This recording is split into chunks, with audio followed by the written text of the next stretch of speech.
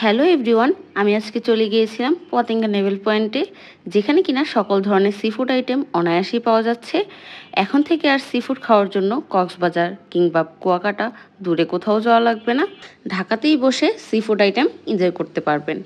আর এখানকার সি ফুডের প্রাইসের ব্যাপারে যদি বলি তাহলে খুবই রিজনেবল। এবার লোকেশনটা শেয়ার করা যাক। মিরপুর 11 রাব্বানি হোটেল, তার অপোজিট পাশেই জমজম কনভেনশন হল রয়েছে। সেই রাস্তা দিয়েই সোজা চলে আসলে হাতের ডান দিকেই এই পতেঙ্গা নেভেল পয়েন্ট।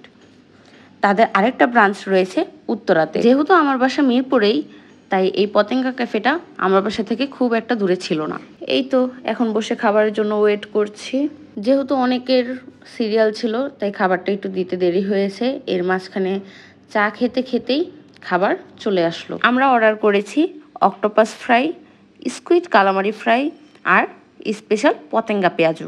চলেন এবার খাবারগুলোকে টেস্ট করে নেওয়া যাক। সবার প্রথমে ট্রাই করছি স্কুইড কালামারি ফ্রাই, যেটার প্রাইস কিনা ছিল 170 টাকা। এবার এটার টেস্টের ব্যাপারে যদি বলি তাহলে মোটামুটি ভালোই স্বাদ ছিল, যেহেতু বেশি মশলা ছিল না।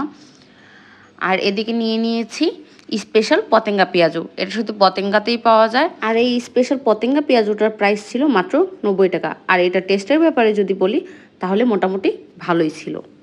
যেহেতু অনেক মানুষের ভিড় ছিল এখানে, তাই খাবারটা দিতে দিতে দেরি হয়ে গেছে। সেই কারণে খাবারটা অনেকটা ঠান্ডা হয়ে গেছে, যেই কারণে খাবারের স্বাদটা অনেকটা কমে গিয়েছিল। গরম গরম খেতে পারলে আরও স্বাদ লাগতো। এবার ট্রাই করছি অক্টোপাস ফ্রাই, যেটার প্রাইস কিনা ছিল 170 টাকা মাত্র। বাকি দুইটা থেকে এই অক্টোপাস ফ্রাইটা আমার কাছে বেশ ভালো লেগেছে, তাই ভাবলাম অক্টোপাস ভুনাটা ট্রাই করা যাক। এই জন্য আবার অক্টোপাস ভুনাটা অর্ডার দিয়ে দিলাম। এই তো চলে এসেছে অক্টোপাস ভুনা। আর এই অক্টোপাস ভুনাটার প্রাইস ছিল মাত্র 180 টাকা। এবার অক্টোপাস ভুনাটা ট্রাই করে দেখা যাক। আর এটা টেস্টের ব্যাপারে যদি বলি, জাস্ট ওয়াও! আমার কাছে এত ভালো লেগেছে যে কি বলবো। সবচাইতে বেশি আমার অক্টোপাস ভুনাটাই অনেক স্বাদ লেগেছে।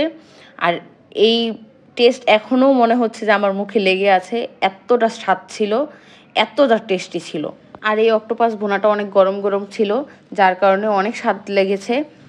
অক্টোপাসটাও খুব সুন্দর করে সিদ্ধ হয়েছিল, আর গ্রেভিটাও জাস্ট ওয়াও ছিল, ওয়াও! মানে এখনও আমার মুখে লেগে আছে, এতটা স্বাদ ছিল। আর এই অক্টোপাস ভুনার সাথে ওইখানে লুচিও পাওয়া যায়, লুচি দিয়েও খাওয়া যাবে। তো আমার পেট ভরে গিয়েছিল, তাই আমি আর লুচি নেইনি।